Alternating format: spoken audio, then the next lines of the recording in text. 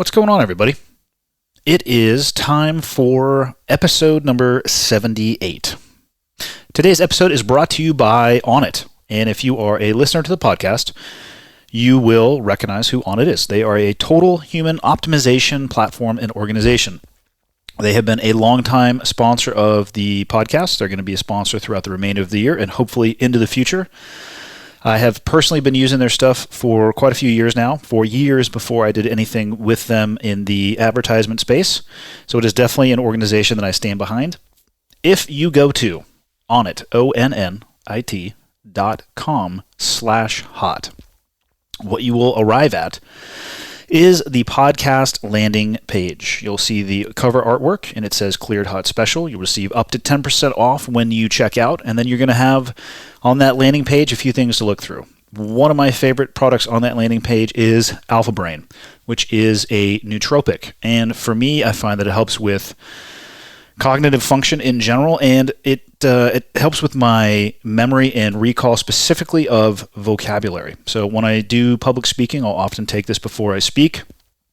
Maybe it's a placebo effect. I don't think it is. It definitely improves my performance. It's been through a double-blind clinical study. They stand behind it. I stand behind the performance. I get asked about it all the time. I'm going to say it's my favorite product that they have. Can you just scroll through that page? You're going to see the Total Human packs, which I like. They're morning and evening. MCT oil, used with caution. Don't start out crazy with that stuff. And then up at the very top, you got supplement food, fitness apparel, their sales stuff, and additional content. So, onnit.com/hot. You'll be on the landing page, and when you check out, you're going to get 10% off. So there you go. If you're looking for some supplementation needs, I highly recommend Onnit. The episode today is going to be based around Q&A. Q&A from you, the listeners who submitted over social media. But before I get into that, I am going to at least speak a little bit and address something that happened recently in the social media world also, having to do with it's not a shooting school, it's an executive protection school. But specifically what I'm talking about are some videos from the range portion of that executive protection school, my reaction to that range footage, why I chose to get involved in the first place, and the interface that I've had with the organization so far. So I'll update people on that. We'll get to your Q&A, and that's going to be it. We'll try to keep it short and sweet, 30 to 45 minutes out the door. Let's just get into it. Cleared Hot, episode number 78. Q&A and a little bit of explanation. Okay, got the red smoke. Gun run, north and south, west of the smoke, west of the smoke. Okay, copy, west of the smoke. I'm looking at danger close now. Come on with it, baby, give it to me, I need it. You're cleared hot. Copy, cleared hot. All right, let us begin. One additional note that I feel that I need to cover, just so people are clear on exactly what I'm doing. That is tactical assholes.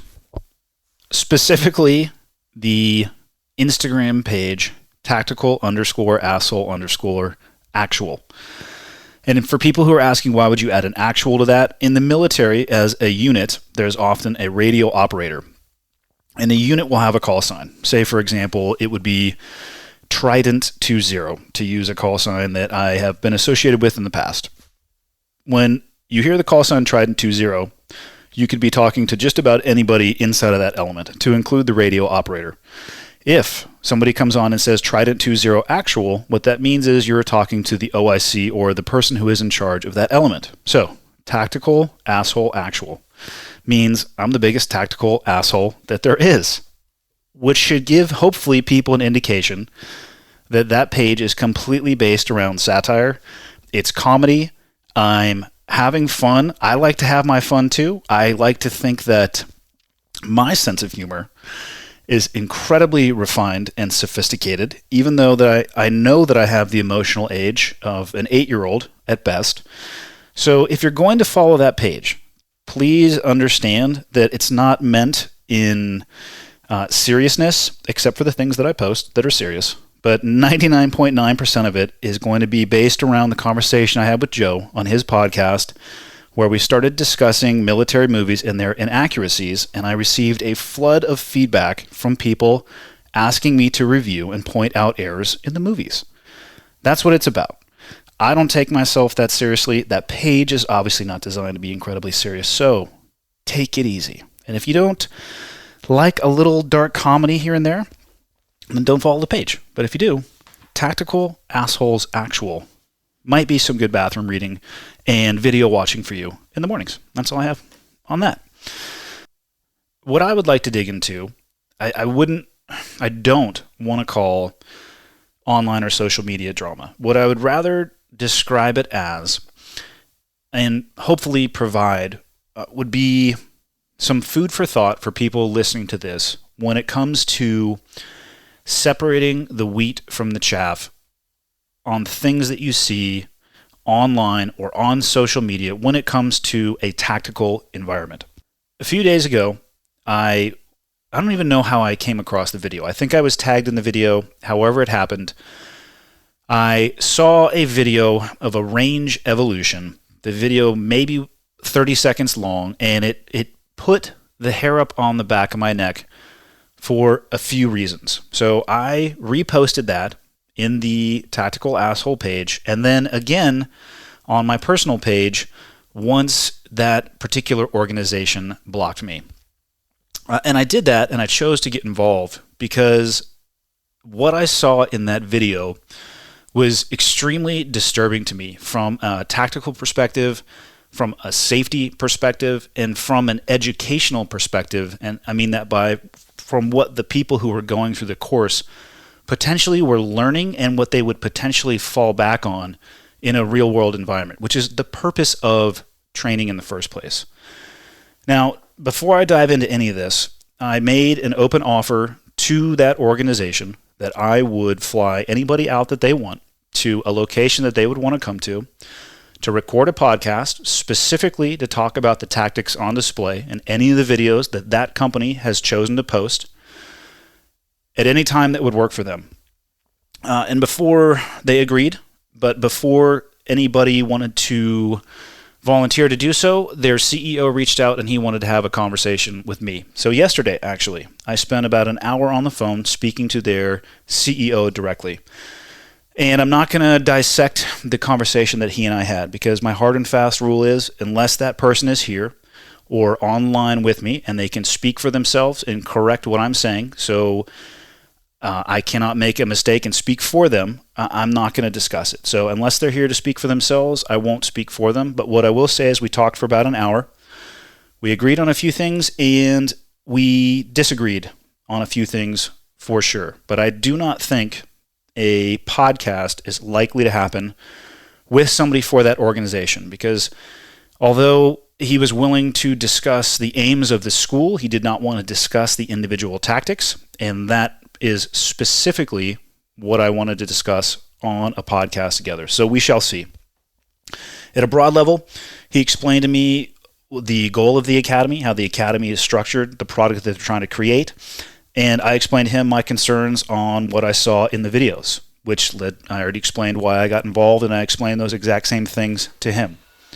Underpinning all of my reasoning for getting involved is the fact that the internet is a truly vast wasteland, and it allows frauds to hide in plain sight, and you can make yourself look like anything. Now, what I'm not saying is that the individuals or that organization is a fraud. That's not what I'm saying. I'm saying that I saw things on those videos that were extremely concerning to me, and they needed to be addressed. And in my opinion, and I also expressed this on the call, there are foundational principles in a ballistic or a combat environment that transcend any unit, any country, and any environment. Another way to put this is if you have a special tactic and it doesn't work in another zip code, it's dog shit. To me, and this list of fundamental and foundational principles is absolutely not complete, so it's not an inclusive list, and they're not necessarily in order of importance. But when I think about those environments and things that transcend those units and geography, just in an environment that is ballistic, cover and concealment, right? Things that hide your movement, things that hide you from or can stop bullets, and the combination of the two. Utilization of terrain. High ground has trumped low ground since the days of sticks and stones. Violence of action. If you are going to engage in violence, you need to do it as violently as possible and as ruthlessly as possible. Fields of fire. If you're going to be using guns, having clear and delineated fields of fire, so the enemy is receiving the majority of the fire and there is no risk of a blue on blue or fratricide. Weapons handling and manipulation. There's a correct way to treat a weapon safely, and there is an incorrect way to do it. And efficiency and efficacy of movement. Being as seamless as possible. Not wasting energy, not wasting movements, controlling and owning the terrain that you want to, and then not giving it up once you get that foothold. So when again, not an inclusive list, people could rack and stack them and they could add wherever they want to, but when I look at something from a tactical perspective, those are a few of the principles that I am bouncing the visual stimulus off of. That's my starting point. So when I saw these videos, what I saw was a deviation from nearly all, if not all, of those principles. And it wasn't just from the students.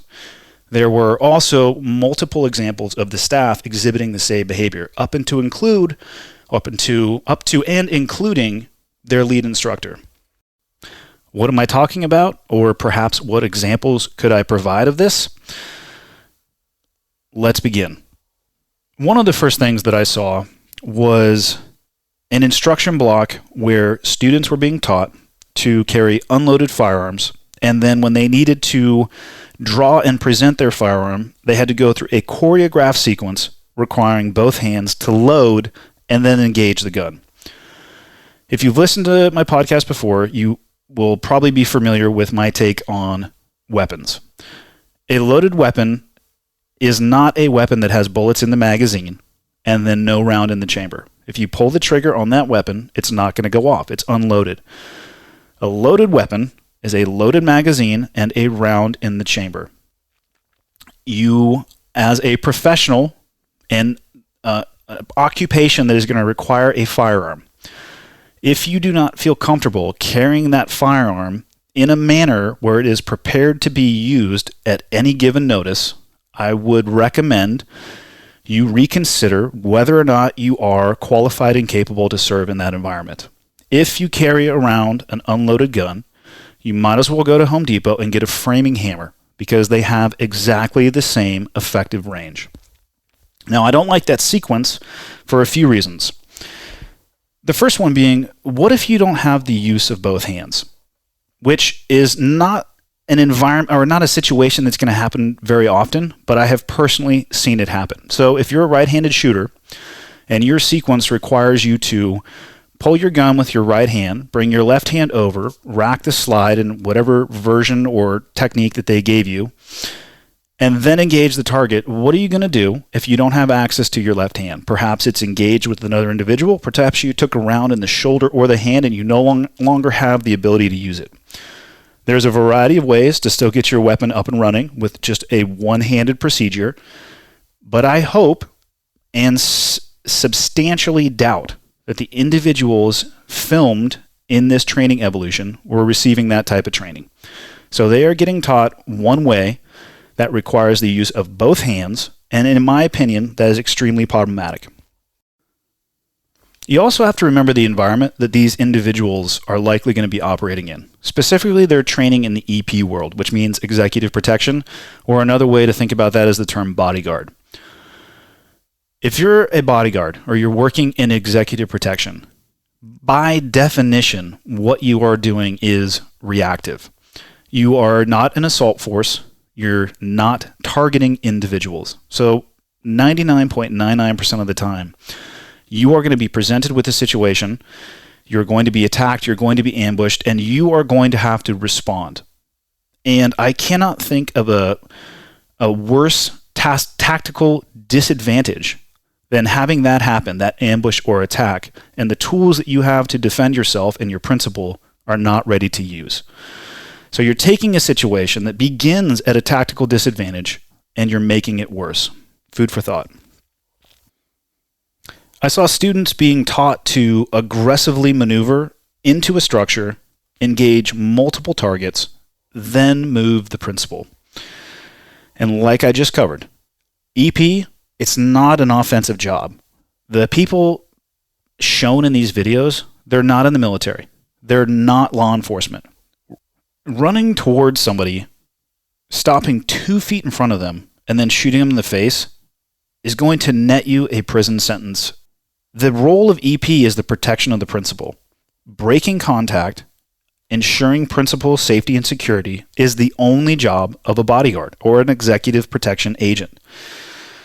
The tactics of aggressively entering these rooms and clearing the structures are so non sequitur when it comes to that role that I don't understand how they have a role in that training. And in the conduct of doing that, opening a door, looking into it, seeing somebody with a gun, yelling contact, and then engaging them, who are you yelling that to? Why are you yelling that? Engage the threat, and if you want to talk about it afterwards, talk about it afterwards. In addition to that, this rapid, sporadic, ineffective movement that I saw time and time again is only going to provide the tactical advantage to your enemy. Pieing a door and taking an angle versus a quick peek. Both are legitimate tactics, and both have a time and place where they should be utilized. But you have to understand the strength and weaknesses of both. What I saw in the video and what put the hair up on the back of my neck is what could only be described to me as bobbing and weaving your head. And if you saw one of the videos that went up, the best soundtrack for it ever was the Weeble Wobble. It's moving your head in and out of a door, which when you do that, when you move your head into a door, you get a snapshot of what's in the room. When you move your head out of the door, what's going on in the room? And the answer is, you have no idea. So if you're looking into the room to get a snapshot of the tactical picture and you take your head out of the room, what you've done is remove that beta that you just gathered. So when you peek your head into the room again, you should expect that the situation should be different. Each and every time you put your head into a room and take it out, the tactical chessboard is going to shift underneath your feet. If you're going to own an angle in a room, you need to do exactly that. You need to own the angle. The first and last thing in a perfect world that somebody should see is the barrel of your gun. It's not difficult to teach, but again, at the end of the day, it is not the job of those individuals that were shown in this video. I saw people assuming and being taught the least stable shooting position humanly possible as a primary tactic. So pistol marksmanship and accuracy as it is, it can actually be pretty difficult. The sight radius on a pistol, the distance between your rear sights and your front sights, it's short, which is why they're more difficult to shoot than rifles accurately. In addition to the fact that when you're shooting a rifle, you're using more of your body to brace, your sight radius is longer, unless of course you're using a holographic sight. But even if you're using a holographic sight, you still are shooting from a more stable position. You're turreting it, your torso, your upper and lower body are connected. With a pistol, it's extended at full arm. You have that short sight radius, and it moves all over the place. That's why it's difficult. Teaching people an inherently unstable shooting position as a primary, in my opinion, is extremely dangerous, especially if that shooting position is going to be utilized in a non-ballistic environment. Think a restaurant or a street where a backdrop absolutely matters. I saw these students kicking indoors, facing the door, using the toe of their foot. And when you try to do that, or when you teach people to do that, you're setting them up for failure. In a position where your chest is facing the door that you're kicking, you have almost no horsepower. And it only works like door setups in the videos. And if you go back and you look at these videos, what you'll see is a hollow core door that has no doorknob. It might have a locking mechanism like a deadbolt, but the deadbolt is not engaged. So essentially the door has just been swung closed and it's sitting there. So not only could you kick it open with your toe, you could probably walk up to it with your index finger and push it open. So again, setting up a training environment that is not going to replicate the real world. If you want to open a door in real life that actually has a locking mechanism engaged, you turn away from it and you mule kick it. Now, speaking of doors, one of the reasons, actually I can't say that. When I was speaking to the CEO, one of the things he did not want to talk about specifically was tactics. Because, and he expressed this, people will often argue about the legitimacy of a tactic, and in his opinion, there is no right or wrong tactic, which I have heard people say often, and I would say in a lot of situations, it's true. It's less of right or wrong and more of effective versus ineffective, and you can rate them against that. Often that's the case, but it's not always the case. If you choose to make entry and clear a structure, there are things that you can do that are going to keep you alive, and then there are things that you can do that could almost certainly guarantee that you're going to get hurt or killed. Now, think about a structure that you wanted to approach and enter and clear. If you open your primary point of entry, which is likely to be the most defended position from the people on the inside, and then you stand in the doorway, you're going to get yourself killed, period. There is absolutely no defense for opening a door and then assuming a shooting position with your entire body exposed inside of that door, inside of the space created by the frame of the door. There is no world where that is a good tactic. That is a bad tactic, period. The only way you could make that tactic worse would be to put two people in the door. And this technique was visible in multiple videos. So one more point on the videos, and then I'll wrap it up because I'm not trying to shit all over these people. I'm just trying to give you some understanding of how I view these videos and why I think it's so important that they be dissected. Sitting on the vehicle window frame and shooting while moving, meaning the car's moving, your ass is on the bottom of the windowsill, you're holding onto the top, hopefully, or holding onto something, and then with your free hand, you're shooting. I can't actually conceive of a less accurate scenario. There's obviously no concern for backdrop because you're going to be wildly inaccurate. And where exactly, again, does that fit into the executive protection world? Where you're going to climb out the window of a car and start shooting, I would assume, into a commercial building or a residential neighborhood, whatever it may be. It doesn't fit.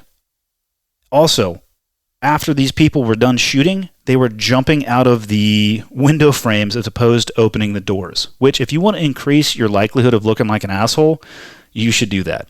But the most efficient and effective way to ingress and egress a vehicle is to actually use the door handle, open the door, and get out of it. It doesn't take you any more time, especially if you fall on your face and have to pick yourself up and probably a lot of your gear. All right, so I lied. One more thing, and then I'm going to get off my high horse, which isn't that high. It's like a hobby horse. If you haven't seen these videos, go to my Instagram page, and you'll find them pretty rapidly. And just go ahead and start, following it back towards the rabbit hole, and you'll find the trading academy that they are associated with. I'm not going to air them out in this setting because you can, if you want to, put in a little bit of effort and find what I'm talking about. There's plenty of videos to watch. What I'd recommend, if you have watched the videos, go back and watch them again. And if you haven't, look at them for the first time, maybe through the lens of some of the stuff I've provided. But what I also want you to look at when you go back is I want you to look at how many times the people on the range are missing. And then I want you to ask yourself the question, why?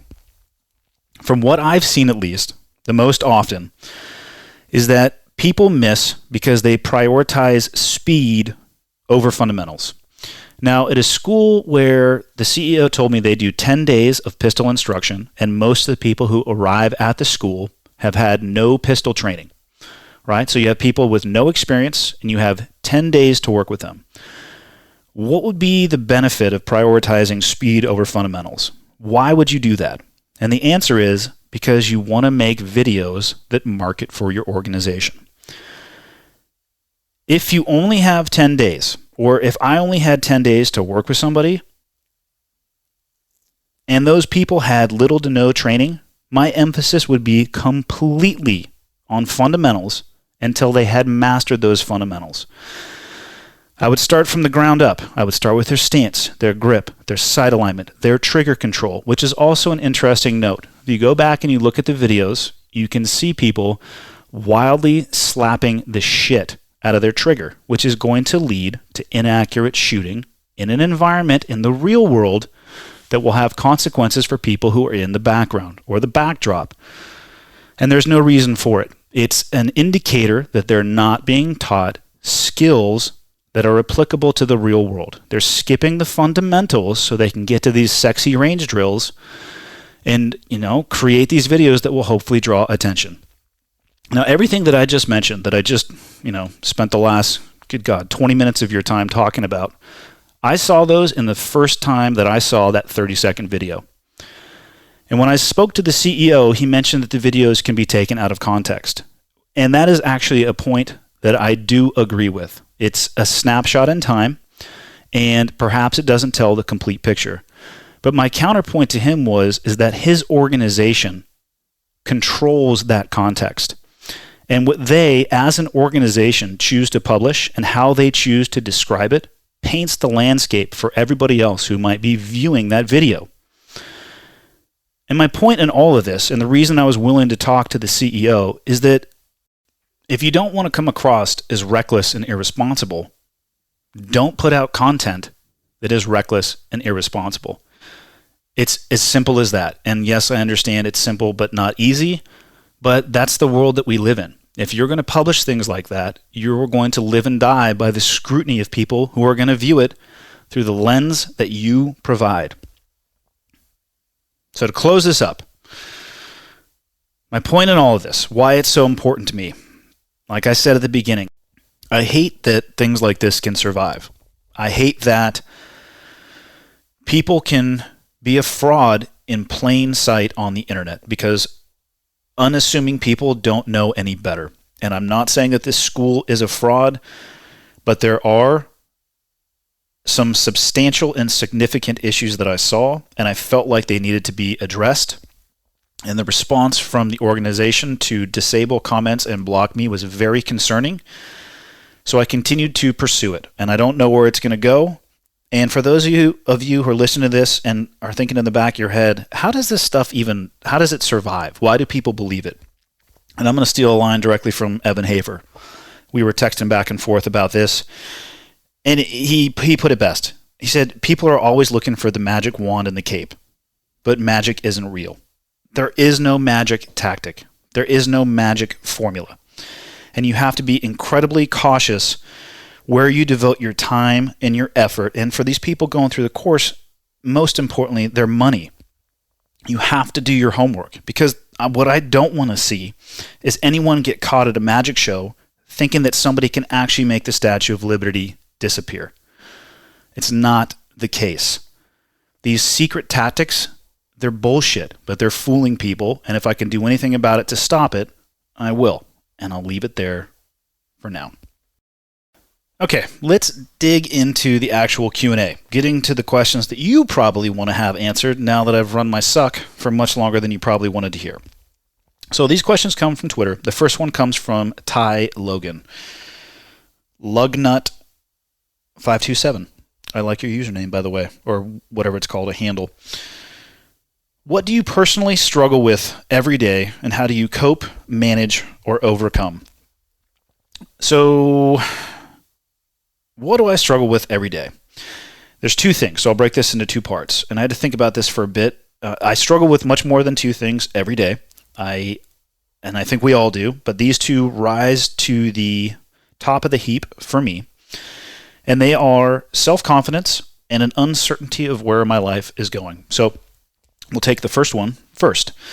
When I say self-confidence, the things that I bounce up against with the thoughts that go into my head are along these lines. And I suspect that everybody deals with this or some version of this to some degree, plus an infinite number of others, depending on who you are and where you are in your life.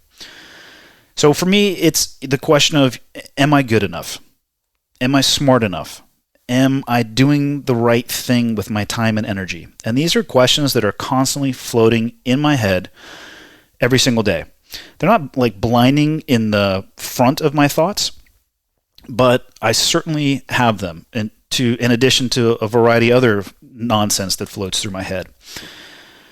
But those are a few that I deal with, that I know that I deal with on a day-to-day level. So as far as how I cope or manage, overcome, the first thing is I don't worry that I have these thoughts. I'm aware that I have them, but I'm not worried about the fact that I do, because I think that it's very natural. And there's really no need to cope if there's not an issue or a problem. And to me, I have come to the conclusion that these are not a problem, so I don't have to spend time worrying about it. 2, I don't allow them to become my primary thoughts. And I don't allow that because regardless of how much fear I might have about that thought, or how much worry I might have about that thought, or how much concern I might have about that thought, that fear, worry, concern, fill in the blank when it comes to an emotion, can really only impact the outcome negatively if I allow that emotion to drive my decision-making process.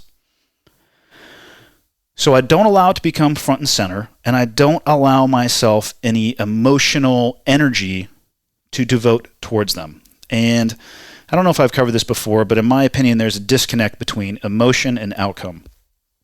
On the positive side of the house, when it comes to emotion, I think there is none. There is no positive impact on outcome from emotion, but the negative or potential negative impact is unlimited. If you become afraid and you start allowing that fear to drive your decision-making process, the potential downside may have no bottom. If you become excited and you allow that excitement, right? So now we're talking about a positive emotion. If you allow that excitement to cloud your judgment because you have made a few decisions that are correct in a row and the ball is rolling in your direction, and then all of a sudden you stop paying attention because you're more concerned about feeling excited or happy, and you don't think through decisions in the same manner, the outcome on the negative side of the house, again, could be unlimited. This is something that I have to remind myself of often. Just because I have come to this conclusion doesn't mean I'm susceptible to falling for it when I'm not paying attention. I can absolutely waste time, energy, and effort being worried about something and losing sight of that bigger picture because I'm allowing that feeling to control my thoughts and my decision making. It's not something that you'll say to yourself once and then you're going to be done with it. It's something that you're going to have to remind yourself. And what I do when I realize that I'm getting emotionally attached to any situation, specifically when it comes to my decision making, maybe that's a financial decision, maybe it's a relationship decision, a business decision. If I start feeling that emotional detachment, I force myself to take a break. And it could be 5 seconds, it could be 5 minutes, or it could be 5 hours. But I take enough time to separate myself from the decision that needs to be made from an emotional level, and I come back at it objectively. And if the situation isn't critical, for myself, what I have found is one of the best techniques for this is to literally sleep on it overnight. If I have the time and the decision doesn't need to be made right now, and if you really think about it, most of the time the decision isn't going to need to be made right now.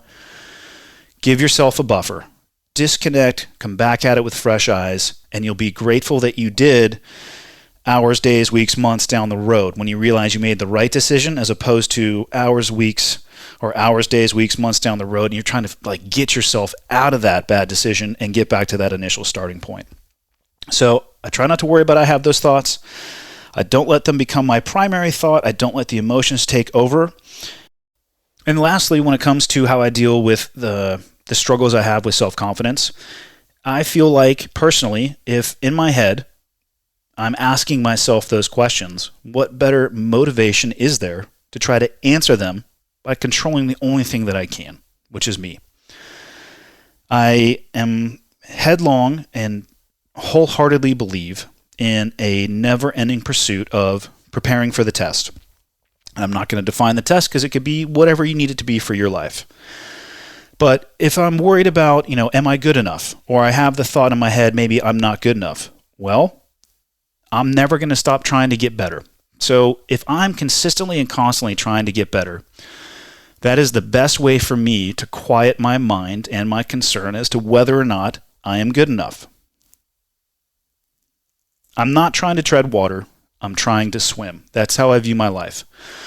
Cool, I can keep my head above water. Now let's start moving. And it doesn't have to be fast. People listen to the podcast, they'll heard me say that time and time and time again. Put one foot in front of the other. Well, in this metaphor or analogy, it's just in the water. Don't tread water, swim. And it doesn't have to be fast. Just get movement going and then keep the movement going. I think we all struggle with self-confidence to our own degree. So I think we should all strive for momentum in a positive direction, which I believe is essentially what self-confidence is.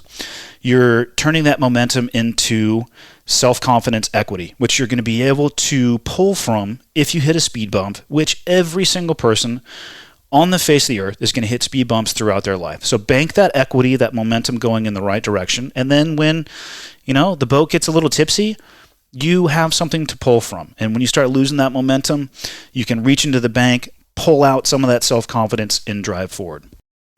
So the second thing I struggle with every day is uncertainty of where my life is going. And I don't know if this is something that military people or people who come from a military background will struggle with more than people who did not, but I suspect anecdotally that is the case. I think this might be a symptom that ex-military people might deal with a little bit more than those who didn't serve. And I say that because the military is a lot of things, but it is definitely a task-focused and for the most part, well-structured organization and career path. And when you lose that, it can be unsettling. And I know I struggled when I left the military, and I know that other people have struggled as well. So how I deal with this, or what was the exact wording of the question? Cope, manage, or overcome. Much like self-confidence, I made peace with the fact that there is uncertainty in my life about where it's going. So I'm at peace that it's a little bit unknown, but I still worry and think about it. I worry about it less. I think about it more than I worry about it. But I cope with it by dedicating myself to a position that I'm willing to do whatever it takes. If I had to sell the blood out of my veins to feed my family, to do the things that we need to do as a family, I'm going to do it. There's nothing that you can put in front of me that I'm not going to be able to work my way through or work my way around. So it starts with that dedication to be able to work and being willing to work and do whatever is necessary. I also realized that I don't really know what I want to do with my life, but what I have been able to identify are the types of jobs that I do not want to do and what I would not be a good fit for. So I cleaned up some hard drive space between my ears by removing those things as an option or even as a thought, right? So I think everybody will struggle with this to agree. Maybe if you can identify what you're not a good fit for, you can just guillotine that, slide it out of the way, so you'll have more energy to focus on, things you might be a good fit for. So with that, with clearing some things out of the way, I became more willing to consider and take action on opportunities. This podcast, what you're listening to right now, is a perfect example of that. It was not my idea, and I had to be willing to take the first step into this arena. If I had still been considering every fathomable option and had not taken some time to determine routes I didn't want to go, I would not have enough free time, energy, or mental horsepower to also do this podcast if I was spinning in all these different directions. It was a tough first step. It's a arena that will scare a lot of people off, to be able to put yourself out there and hit a publish button and be dissected by everybody on the internet. Because I'll tell you this right now, you're never going to please everybody. And whatever thoughts you may have, as ridiculously simple as you think they may be, there's somebody out there who disagrees with you and they have an internet connection. So stand by. But I don't care, because I'm willing and able to accept those opportunities. And I'm also not afraid of failing, because I'll just go right back to step one. I know that it's not going to stop me, so I can repeat this process. And I'm just slowly trying to narrow that process down. I'm worried less now about the direction that my life is taking, and I focus more on my process of identifying opportunities, figuring out whether or not they're a good fit for me, and if they are, that willingness to step into the arena and see where it goes. The next question comes from Barracuda. Username handle at CD_Barra. What is your main leadership principle missing from different people you speak to? One principle you see missing across the broad range of industry. Is there one principle that you recommend that needs to be implemented across the board that people are failing to do? So this is a great question, but it's also a very broad question.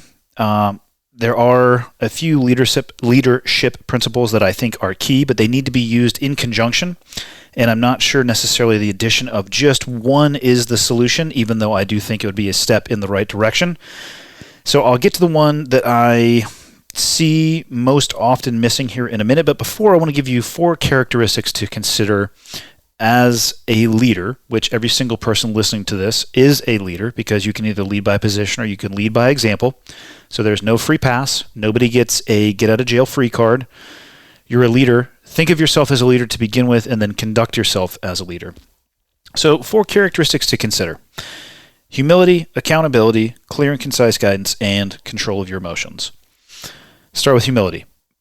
The reason it's so important is that it allows you to keep your ego in check. And I suspect we have all worked for the egotistical leader, and you can see from a distance that the ego is making the decision for the individual. They are not able to objectively look at themselves or the problem in front of them, because they are thinking only in terms of themselves, and the ego drives the decision-making process and the team suffers. So the reason humility is so key is that you can maintain your objectivity, keep your ego in check. I'm not saying be egoless. It's not possible. Keep that ego in check. We all have one. Accountability as a leader, right? You have to be able to step up and own issues. But you also have to be able to hold your people accountable. There's no free pass here either. You can't, as a leader and a general principle, right? When your team succeeds, they get the credit. If the team fails, you step up and you own that failure. But that doesn't mean you let your people off the hook. You need to remediate, you need to train, you need to address it, all of those things.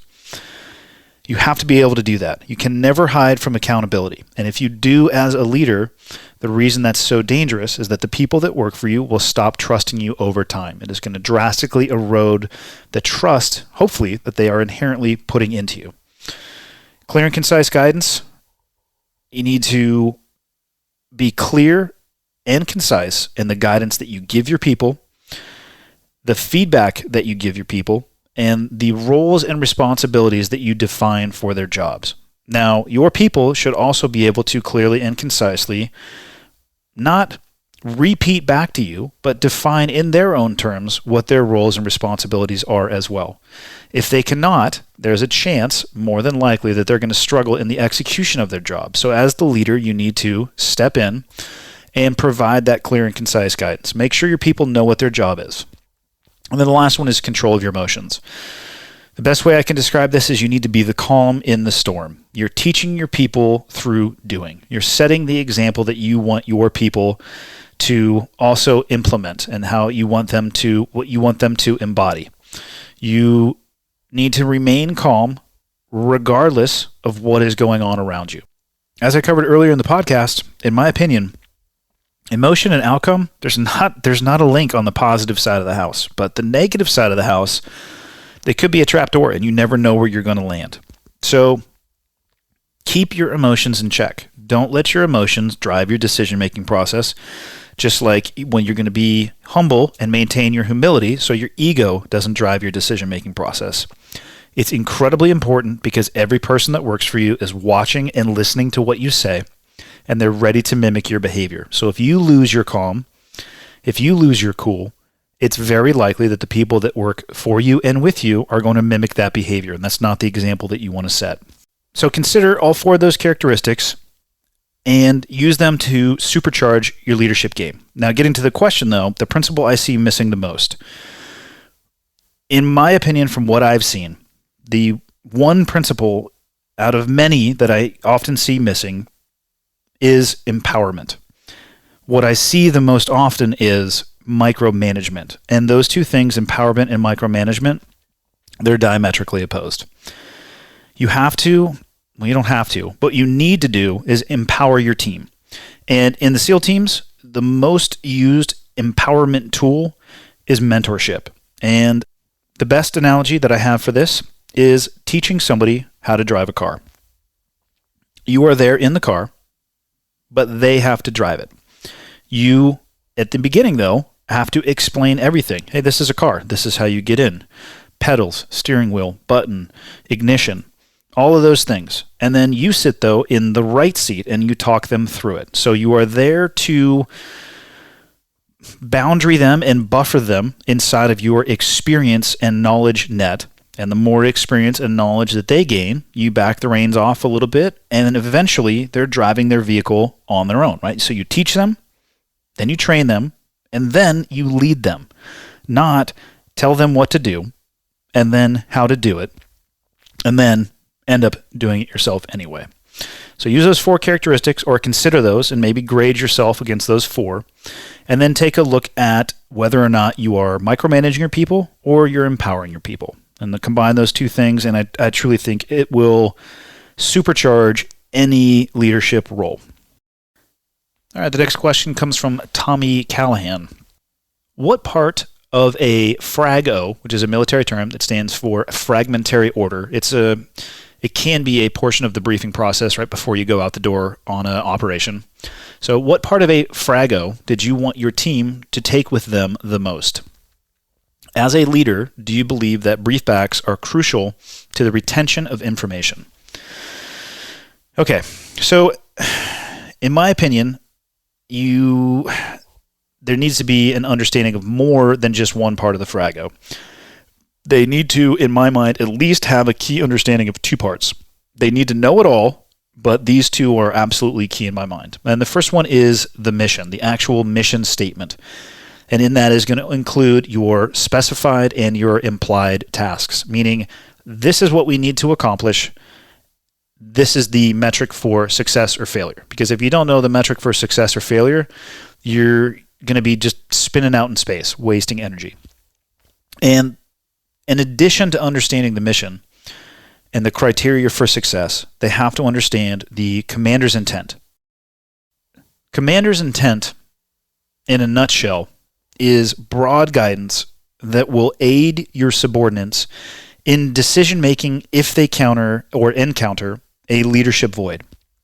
It empowers them to make decisions inside of parameters or boundaries. And so I'll give you a very, very broad commander's intent, or some things that you might find in the commander's intent. You have your mission statement that says, specifically, this is the person that we're looking for. This is the building that we're going to look for that individual, and it's going to list out specified and implied tasks. Your commander's intent could be broad enough as we are going to enter the village from the west. We're going to clear from west to east, seizing high ground along the way until we can isolate and contain the objective. That is very, very broad. But what that intent allows your people to do, let's say you're in the middle of clearing from, I forget if I said east to west or west to east. Let's just say, for the sake of argument, I said west to east. In the process of clearing from west to east, your leader becomes task saturated. And you find yourself in a position where you need some guidance from the leader, but they are unavailable to give it to you. But you see high ground to the east, and you know that you are supposed to execute this operation clearing from west to east. And that high ground is going to help you isolate and contain the target. Because you have the intent of the operation and that broad guidance, you are empowered to make a decision as opposed to being micromanaged, sitting there waiting to be told what it is that you need to do and potentially losing the tactical advantage. So it provides a buffer for your subordinates in that leadership void. And I'm going to tell you right now, you're going to have leadership voids in your personal and professional life, and most certainly in the military world. So those two things are key to me: an understanding of the mission statement, or the mission, right, the criteria for success, and then an understanding of the commander's intent. And as far as briefbacks being crucial to the retention of information, I have the ability occasionally to repeat back what people say to me with almost no understanding or interest in what that information is. I can just parrot it back to them. So I don't think that briefbacks are necessarily crucial for that retention of information, but it can be a tool that you can use, I would say, occasionally. And the reason I say occasionally is that your people aren't going to know when it's going to happen, so it's going to force them to pay a little bit more attention. If you do it every single time, they're going to develop that ability to parrot back, but they may not be paying attention. So use it with caution. It's a tool in your toolbox, but I wouldn't necessarily say lead with it. All right, last question for today is on soliciting feedback from others. The question is from Dr. Scorpio at Dr. Scorpio 1. You have said that many of your recent ventures, record wingsuit podcasting, bow hunting, were at the suggestion of others. Perhaps you can go into the importance of outside feedback and advice, and how you identify those you can tap into for guidance and feedback. I'm going to do my best to tie this one back into my old job. So let's look at any successful SEAL mission. Most of the time, nearly all of the focus is on the operator or the element or the unit, and it shouldn't be. They did their job, which is awesome, but what actually enables those individuals and those small units to be able to do their job? What it is a massive infrastructure of support. So in the Navy, there's N1 through N9. In the joint world, it's J1 through J whatever. I'm assuming J9. And those are the supporting departments. N1 is admin, N2 is intel, and 3 is operations. And I start forgetting what they are beyond that point. But my point is, those N codes are sourcing every piece of high-speed gear, from guns to the night vision goggles to the uniforms. And then let's look at how we get to the target. Aviation. The rotary wing support, the fixed wing support, the fire support, all of those, lift and fire, do not come internal to the SEAL teams. ISR, which is essentially imagery platforms. We don't own any of those except for some small handheld ones, and those aren't what I'm talking about. I'm talking about the large, Predators and Reapers and all of those things that we can tap into that we do not inherently have. And of course, the ground support that we use all the time. The blocking elements, the blocking units, the armor, and it's QRFs, quick reaction forces. Many times we have to source those outside of the SEAL teams because it's not a large enough organization. What could we accomplish without those things and without that support? The honest answer is not very much. And the most effective tool that we could use to lose it all would be rice bowling, or acting as if we are smarter than everybody else and we are being exclusive as opposed to being inclusive. So I'm trying to tie this into your question, the importance of soliciting outside feedback and advice. A smart leader will bring people in from all of those organizations, from N1 through N9. You're going to have an aviation rep, an ISR rep. You're going to have conventional forces. You will involve them in your planning process. You will solicit their advice. You will solicit for their feedback. And a lot of the times, these conventional units have been on the ground so much longer than a SEAL team or a SEAL element is actually going to be there. They're there living and owning that battle space. And you can learn so much by just soliciting for feedback. One of the key points that I understood from my first day probably not my first day in the SEAL teams. It was reinforced to me in my first day in the SEAL teams. I didn't understand it till later. You need to optimize your attached and your supporting resources. You need to involve them, include them, ask questions, and seek their opinion. I try to apply that same theory to my personal life. So where do I personally look? I look into the fields that have interest for me, and I look for those that are at the apex of those activities. And then I seek them out, and I ask them questions. And if they're willing to teach, I have to be willing to listen and to learn. The worst thing you can do when you find somebody who is at that apex with the knowledge that you want is to be an asshole.